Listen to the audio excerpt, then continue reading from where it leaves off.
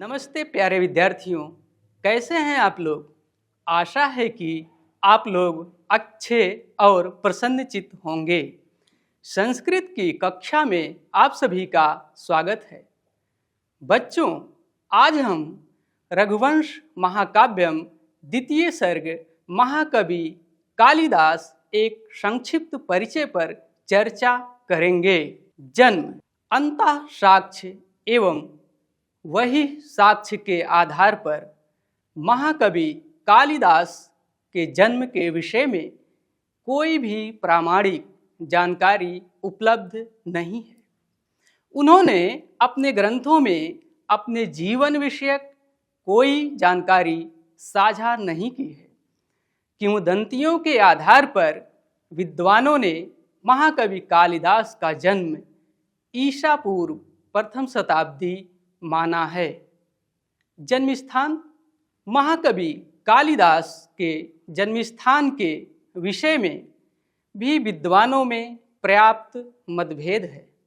कश्मीर के विद्वान इनको कश्मीरी सिद्ध करते हैं, वहीं बंगाल के विद्वान इन्हें बंगाली और उज्जैन के विद्वान इन्हें उज्जैन निवासी सिद्ध करते हैं।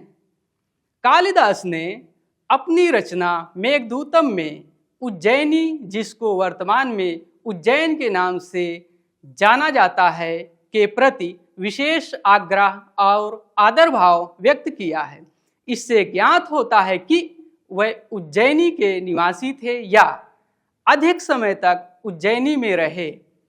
इसी कारण से अधिकांश विद्वान इनका जन्म उज्जैनी में मानते हैं। उपाधि, महाकवि कालिदास की उपाधियां हैं। भारतीय विद्वानों ने इन्हें कविकुल गुरु शिरोमणि की उपाधि दी है।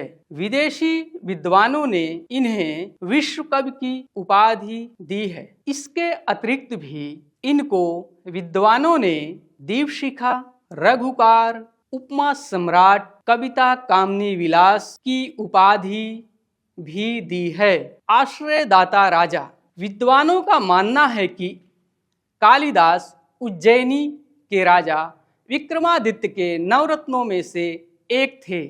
तो बच्चों, उन नवरत्नों में धन्वंतरी, क्षपणक, अमर सिंह, शंकु, बेताल भट्ट, घटखरपर, वराह मिहिर, कालिदास और वरुरुचि थे। राजा चंद्रगुप्त विक्रमादित्य गुप्त वंशीय सम्राट थे। वहीं एक और मतानुसार कालिदास उज्जैनी के राजा भोज के सभासद थे। एक और कथा के अनुसार कालिदास श्रीलंका के राजा कुमारदास के मित्र थे। काव्य सौंदर्य में चलते हैं। आइए बच्चों, काव्य सौंदर्य में पहले रस देखते हैं। कालिदास मुख्यतः श्रृंगार रस के कवि थे। वह श्रृंगार रस के दोनों भेदों, संयोग श्रृंगार और विप्लम्ब श्रृंगार के वर्णन में सिद्ध हस्त थे, परंतु इनकी रचनाओं में अन्य रसों का भी समावेश मिलता है। अलंकार, महाकवि कालिदास को उपमा अलंकार का सर्वश्रेष्ठ कवि माना जाता है। इनके संबंध में कहा गया है, उपमा कालिदासस् भारवे अर्थ गौरवम दंडिनः पदलालित्यम माघे संति त्रयो गुणाः। उपमा सम्राट महाकवि कालिदास ने अपने रचनाओं में न केवल भौतिक पदार्थों को ही उपमान नहीं बनाया है, बल्कि वेदशास्त्र, दर्शन, व्याकरण आदि को भी उपमान बनाया है। कालिदास के काव्यों में मुख्यतः उपमा अलंकार का प्रयोग है। गौड़ रूप से अन्य अलंकारों का भी प्रयोग मिलता है। प्रिय छंद, महाकवि कालिदास का प्रिय छंद उपजाति और अनुष्टुप है। कालिदास भावानुकूल छंदों का प्रयोग करते थे, जैसे करुण भाव को व्यक्त करने के लिए मंदाक्रांता छंद का प्रयोग तथा गहन एवं गंभीर भावों को व्यक्त करने के लिए शार्दूल विक्रीडित छंद का प्रयोग करते थे। रघुवंश और कुमार संभव के विश्लेषण से पता चलता है कि कालिदास को अनुष्टुप जैसे छोटे छंद अधिक प्रिय थे। इनके द्वारा रचित अधिकांश काव्यों के अंतिम सर्ग में बड़े छंद का भी प्रयोग किया गया है। रीत, गुण और उपासक। महाकवि कालिदास की रचनाओं में वैदर्भी रीत एवं प्रसाद गुण मिलता है।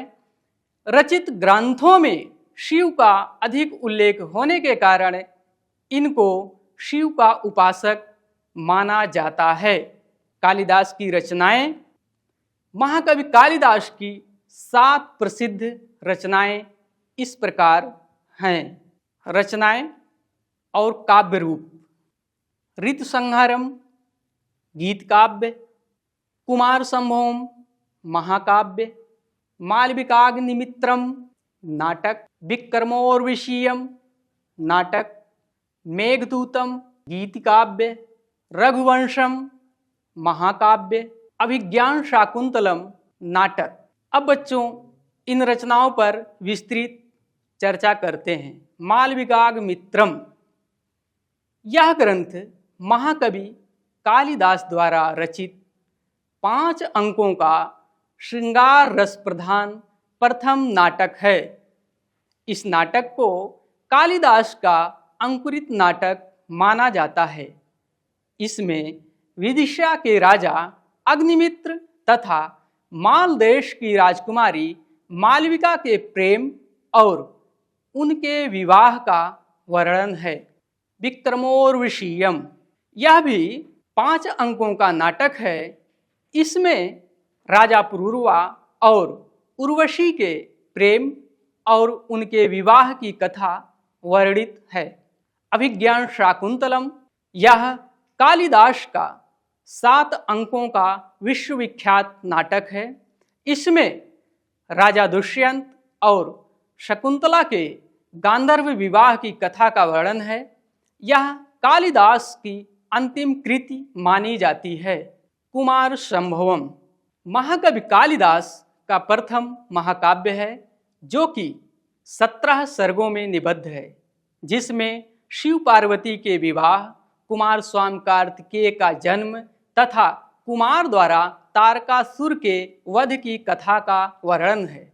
रघुवंशम, महाकवि कालिदास विरचित यह महाकाव्य 19 सर्गों में निबद्ध है, जिसमें राजा दशरथ के पुत्र राम और उनके पूर्वज राजा रघु के जन्म से लेकर उनके बाद के सभी राजाओं की कथा वर्णित है। ऋतुसंहारम, यह महाकवि कालिदास की प्रथम गीत काव्य रचना है जो 6 सर्गों में विभाजित है। इसके संपूर्ण श्लोकों में 6 ऋतुओं का बड़ा ही मनोरम वर्णन है। मेघदूतम, यह महाकवि कालिदास का खंडकाव्य है।